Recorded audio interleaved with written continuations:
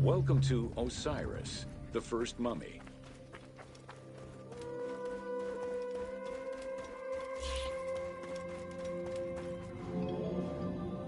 The oldest mummies recovered date from the Old Kingdom. Ideologically, it is Plutarch who the ritual used to bring Osiris back to life essentially depicts how he became the first mummy. It is why, on the sarcophagi of kings, we often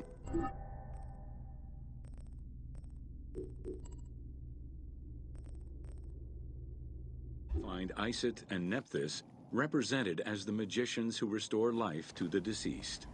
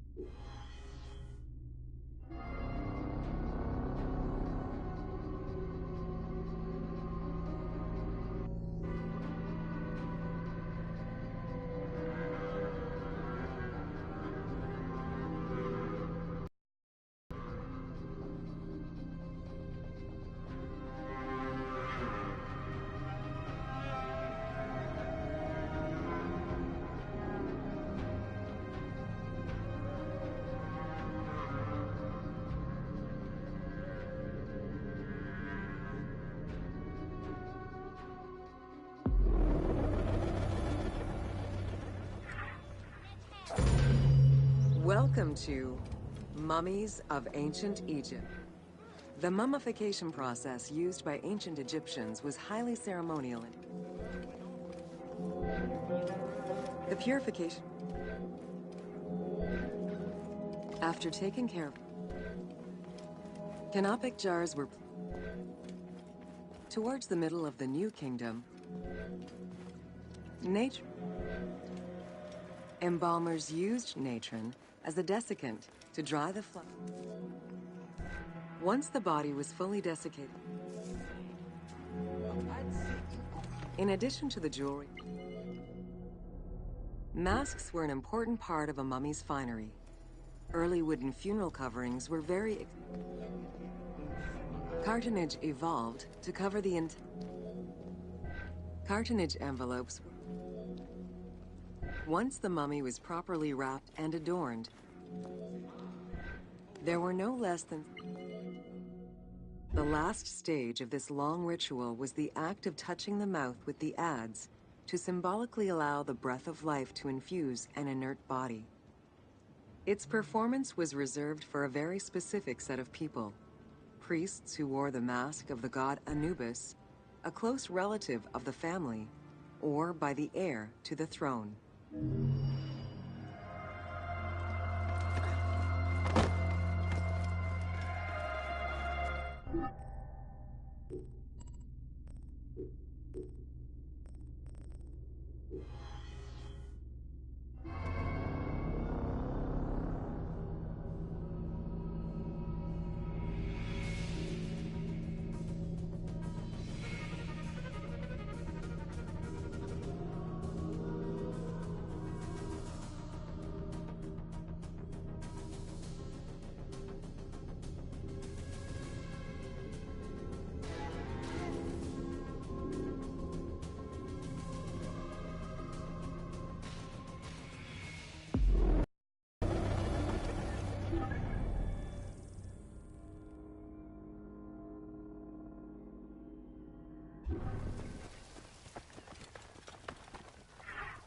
My kingdom for a glance.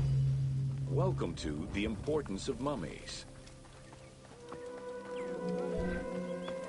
The first hieroglyph for the mummification techniques were jealously guarded by embalmers from generation to generation. The uabet, meaning the least cost. Egyptian civilization has always appealed to Westerners. The Egyptomania phenomenon was heralded. By 1868, mass tourism began in Egypt under the aegis of the Cook Agency. Thanks to those dubious parties, the fantasy of a mummy coming back to life, seeking revenge on its defilers, was born. The mummy malediction myth has remained steady in popular culture ever since, particularly in written media and cinema.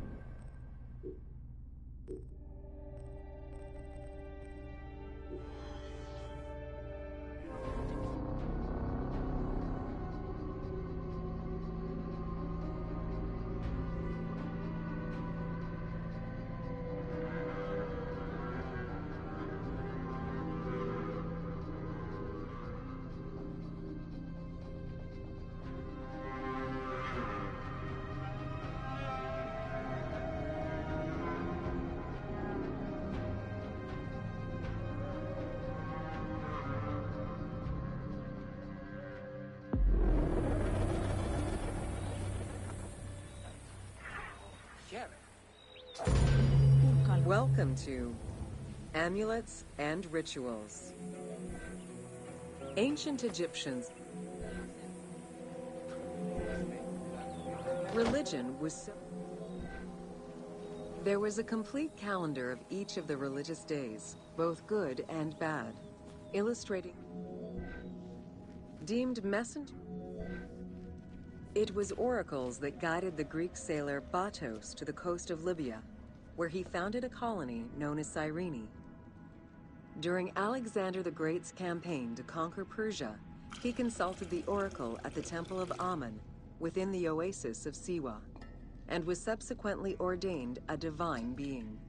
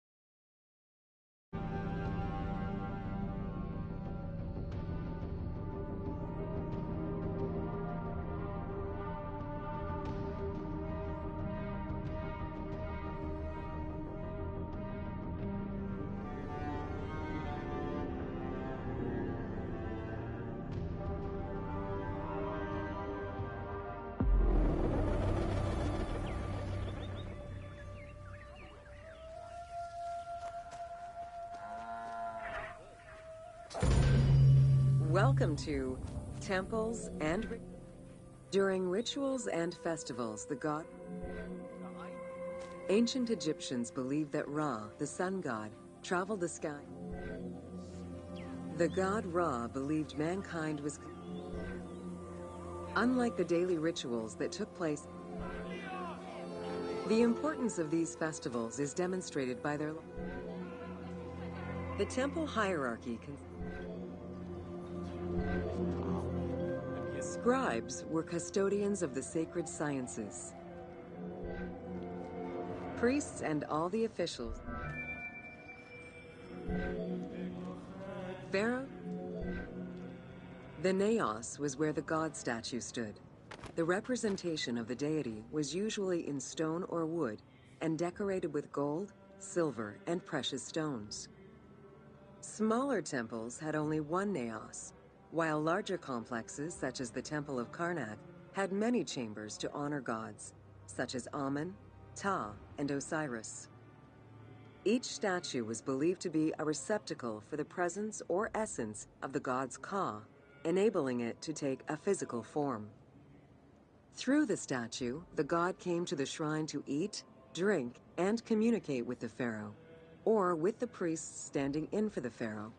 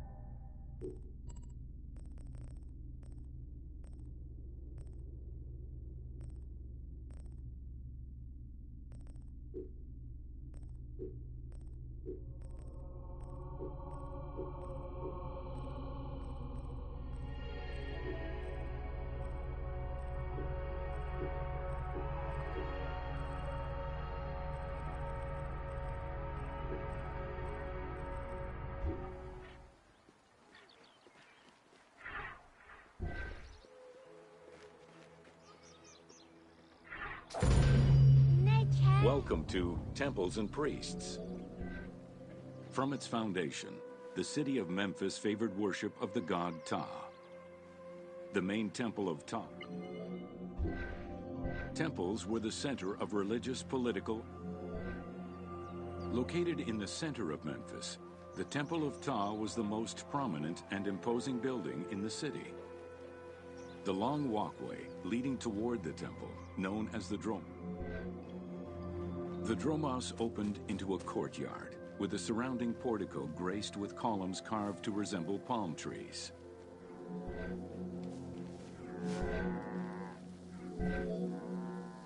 The size of the imposing sculpture reflects the importance it had to the temple. In Egyptian culture, some animals were associated with gods, while others were considered to be living gods. Originally the symbol of fertility, like other living divinities, the mortal incarnation of the Apis bull was prayed to, and when it died, it was given a luxurious funeral. Ancient Egyptians believed that the god was then washed with incense. Heredity was the high priest. In the the educational institution in ancient Egypt.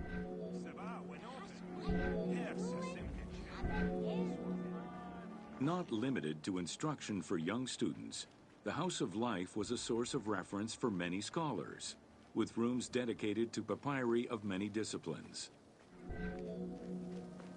Ancient Egyptian economy was based.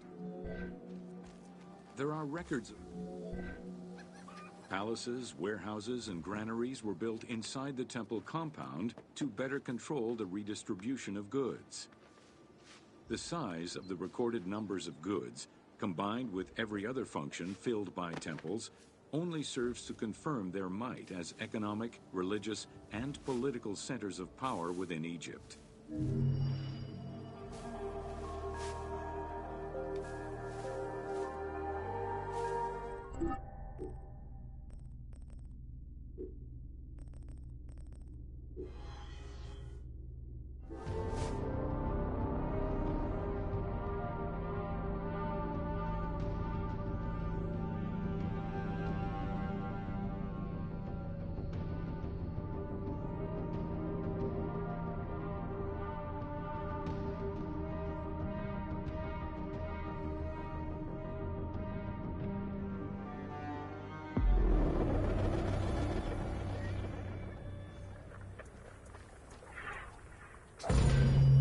Welcome to Building Ancient Egypt. Constructed with bricks made of mud, most ancient Egyptian buildings were not permanent. Only religious temples and funerary monuments were meant to stand the ravages of time. For these very important structures, Egyptians used limestone, sandstone, and harder materials, such as granite, quartzite, and travertine. Limestone was common and easy to extract from quarries on the ancient Egyptians preferred. Workers would draw a large grid directly on the stones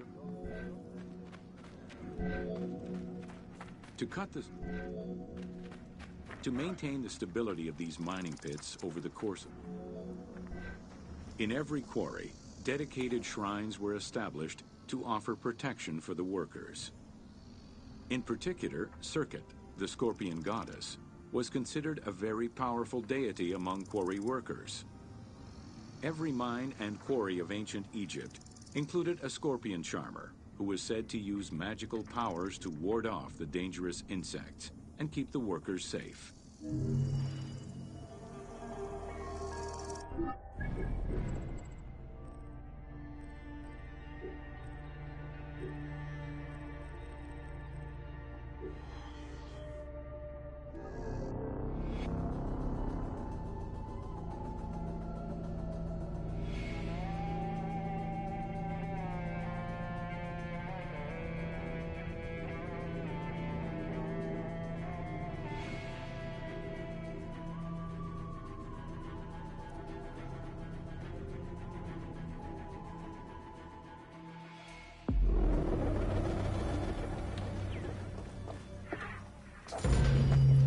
Welcome to Worker. Whether workers were employed for archaeological, while some quarries were close, whenever possible, during floods, the Wadi al-Jar stone cargo generally weighed 15 tons. River transportation was the most efficient way to ferry stone blocks between the quarry and the construction site. Blocks were transported by flotillas of several types of boats. The most detailed illustration of transport by river is a relief of Queen Hatshepsut's barge with an accompanying flotilla.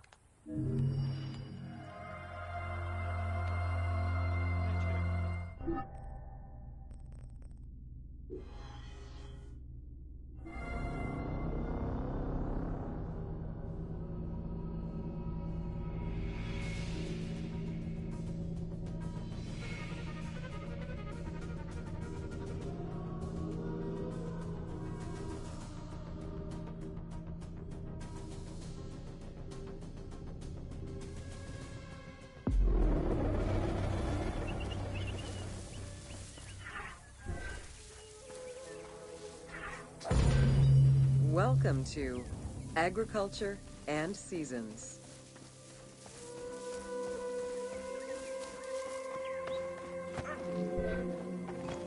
While crops were cultivated in different oases around the desert, most of the arable lands were near the Nile. The Ptolemaic era created an agricultural revolution with the introduction of advanced agricultural techniques and new grain types such as rice, durum wheat, and pearl millet. The resulting agricultural mass production both bread and beer rations were part of a system of barter payment. The state used those goods to pay wages for those who worked in the quarries and at the construction sites. Beer was so important to ancient Egypt. In order to increase agricultural production, fertile land was divided into plots, and large agricultural villages were encouraged. The state and temples were the biggest landowner. The three seasons known as Akhet, Heret, and Shemu corresponded to a specific phase of the agricultural process and the river's natural changes. Akhet was the time of the flood, beginning with the appearance of the star Sirius in July. Heret was the time when lands were cultivated, The pharaoh's duty was to uphold order against chaos and provide for his people. Priests and local governors also wanted to appear as protectors of the people. However, any variation in the Nile's seasons could cause water shortages. This had The story begins with the pharaoh worried for his people. The Nile hasn't flooded in years, and his people are starving. In search of the origins of the flooding, Djoser seeks out Khnum, the protector god of the region and the source of the drought. Djoser gives the god offerings and orders his priests to restore the temple of Khnum. These offerings please the god, and the floods are restored. This story was intended to highlight the importance of the deity in everyone's daily lives, while also demonstrating the crucial role that the priests and the king played in feeding and protecting the people of Egypt.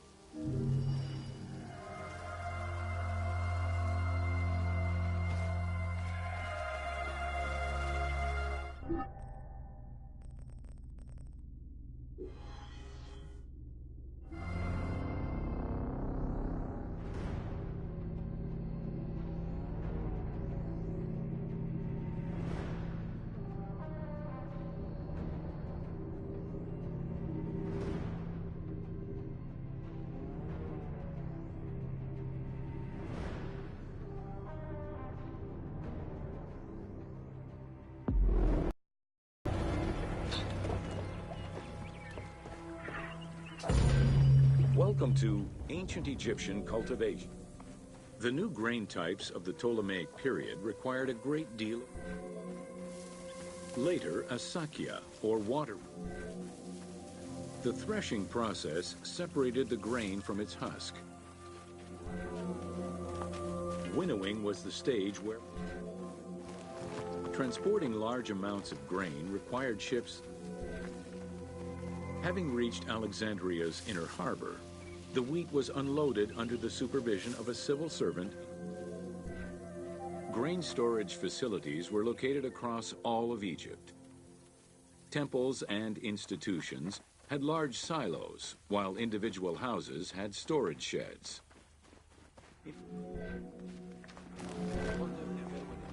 The sieves used by ancient Egyptians were unable to filter out sand and stones. Grit often passed into the flour, causing long-term tooth abrasions among all classes of Egyptians.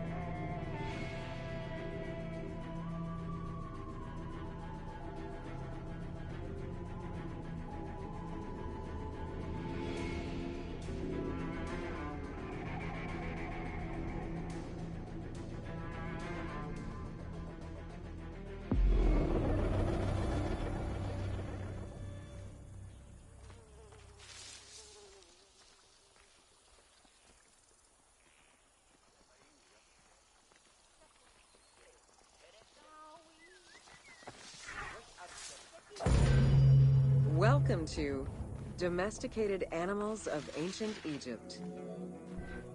Agriculture and domesticated livestock were introduced 6,000 years ago. Archaeologists have... Pets were deeply cherished in ancient Egypt. Many illustrations of children often include a pet in the depiction.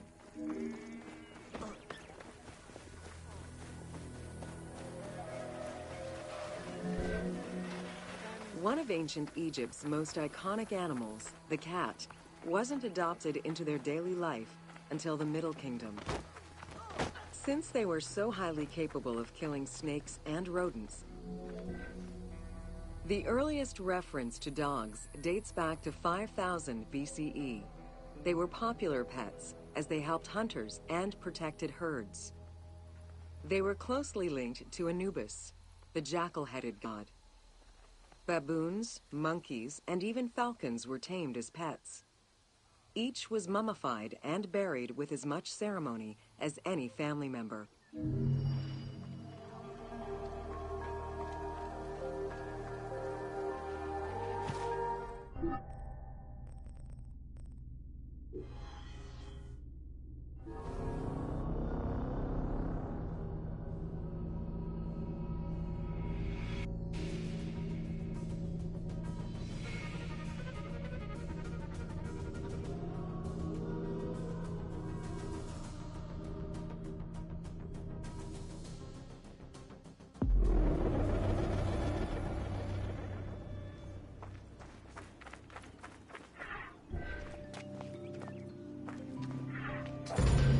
Welcome to Ancient Egyptian Evidence of Advanced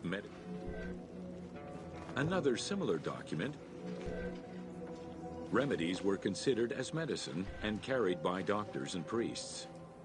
Village doctors often had another job alongside their medical duties and the preparation of medicines. A cure for blindness was made of fermented honey, ochre, and coal. The science behind it was that honey functioned as an antiseptic and antibacterial, while ochre would reduce the swelling. All of their knowledge did not always suffice. Ramses II died of an infection caused by an abscessed tooth.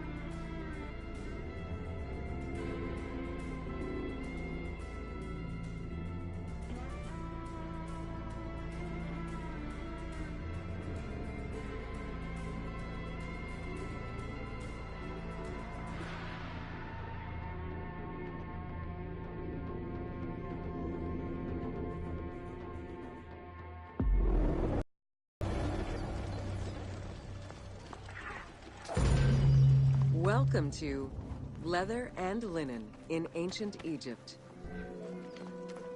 Tanning, a process which dates from prehistoric times, was present although not highly valued in Egypt due to the heat. Leather was reserved mainly valued for its coolness and freshness in hot weather. Linen was the fiber most commonly used for fabrics and textiles. It was produced from flax, which was plentiful in Egypt. Fibers were usually dyed before weaving. While color was used in the production of textiles, dyes weren't commonly used for clothing, and most Egyptians wore white. The color represented spiritual purity, a goal to reach for every day of one's mortal life.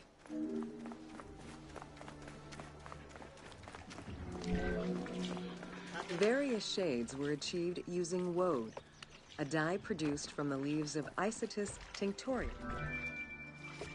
This area's style is strongly influenced by the dye baths and tanneries of modern-day Fes in Morocco. This helped Ubisoft envision what such locations might have been like in ancient Egypt.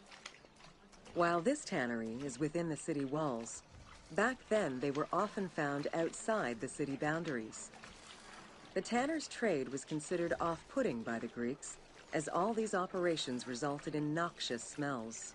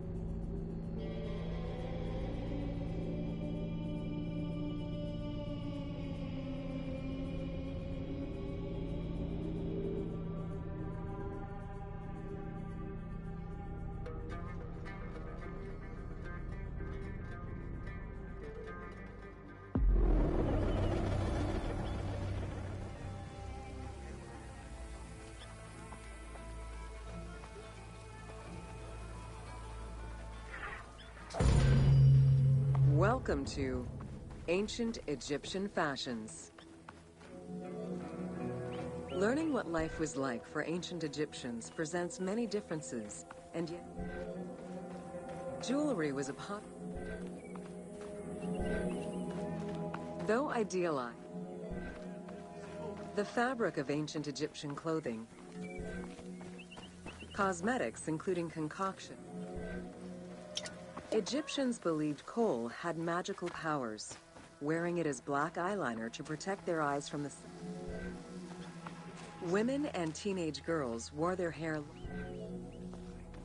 Wigs were very popular. Prepubescent children generally had their heads shaved.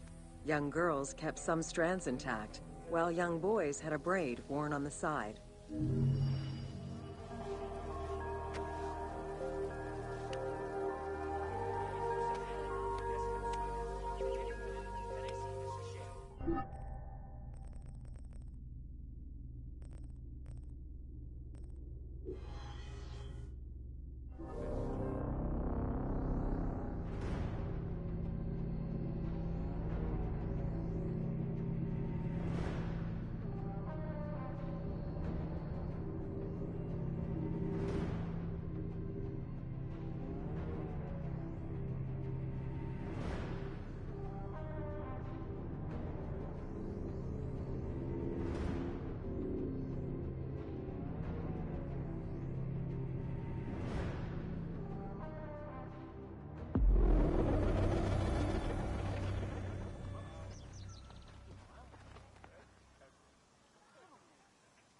Emer hersef baak iemred ka awineb semen werti.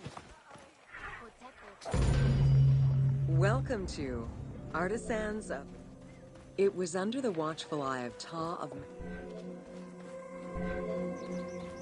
Art. In ancient Egyptian culture, drawing was used as illustration, such as seen in the Book of the Dead. It was also the first step in the creation of a relief, painting, or statue. Two-dimensional representations were concerned with order and form, and were intended to honor gods and promote the trend. Stylistically, Egyptians were concerned with the depiction of the human form's inner self. An exception to this were scenes depicting reliefs could be... Statues were believed to be vessels for the... In ancient... At the domestic level, most Egyptians were craftspeople to a greater or lesser... An ancient... Located near the Valley of the Kings, Deir el-Medina. Archaeologists believe the site was home to skilled and respected artisans for over 400 years. It is considered one of the most important discoveries relating to Egyptian daily life. While much of the focus of Egyptian archaeology was on its kings and queens, it wasn't until the excavation of Deir el-Medina that Egyptologists were given a valuable window into the community life of ancient Egyptian artisans.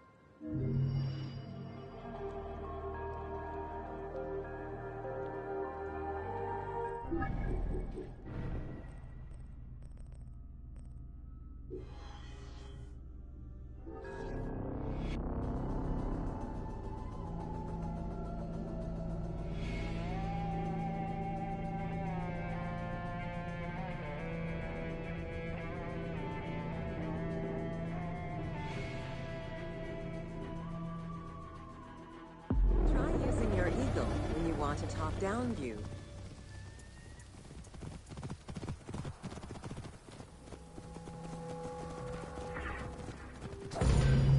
Welcome to Evolution.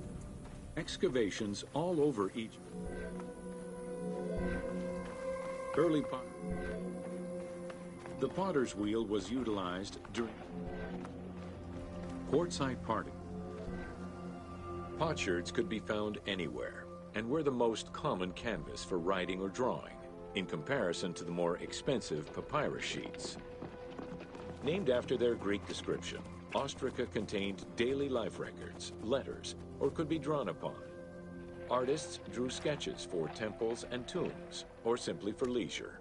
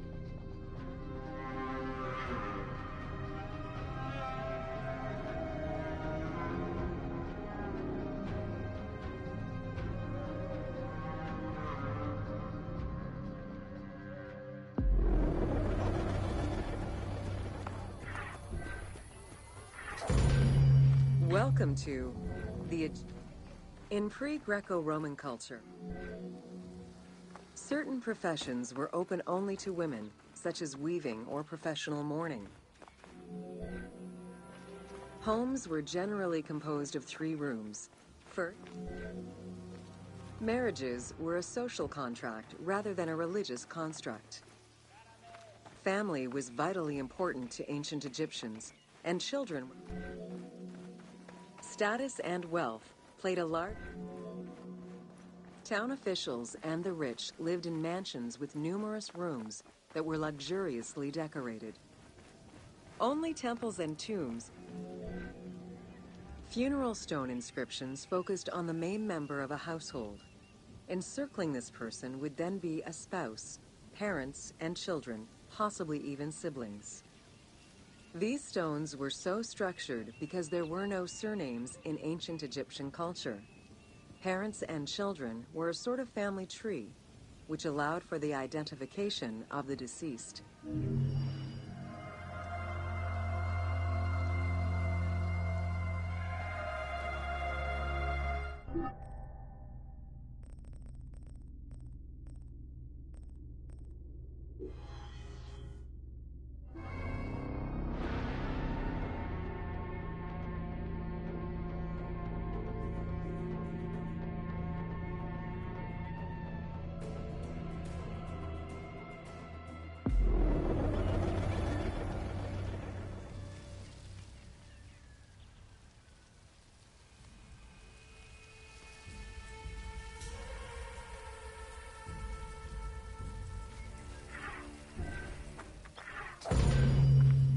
Welcome to...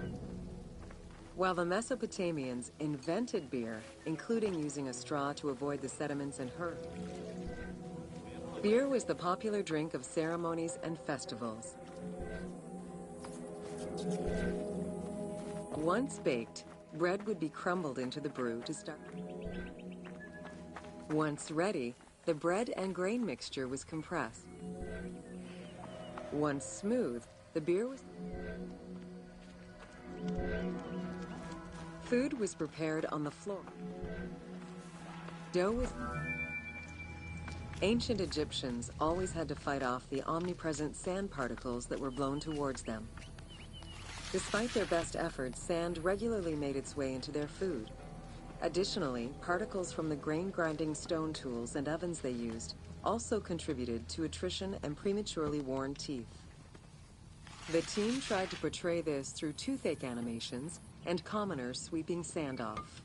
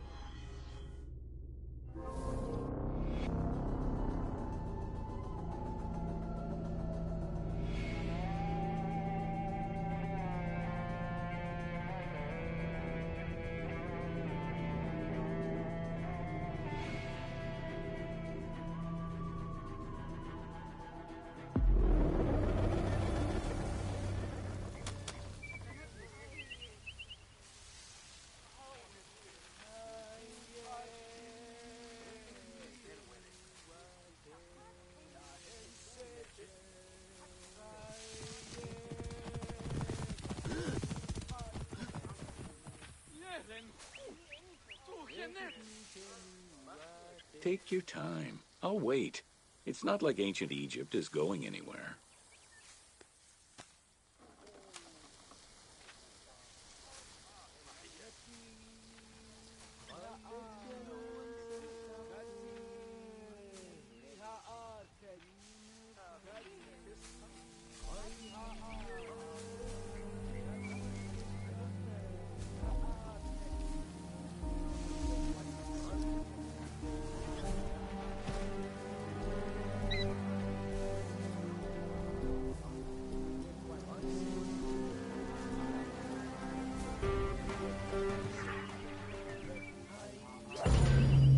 Welcome to Wine in Ancient.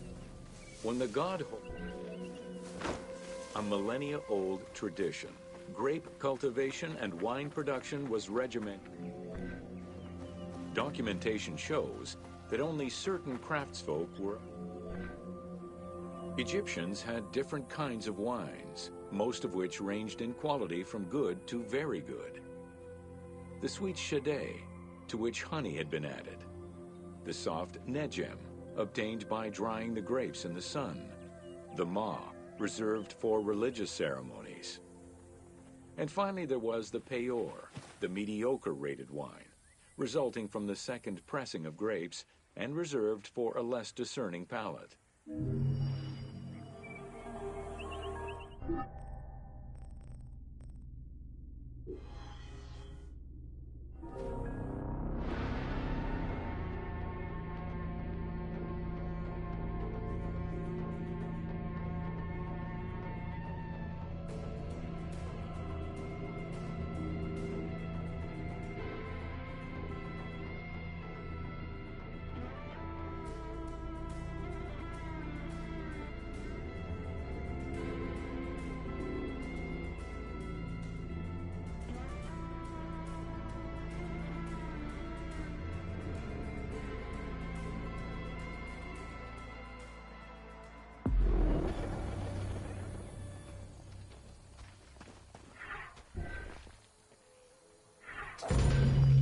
Welcome to Oil in Ancient Egypt.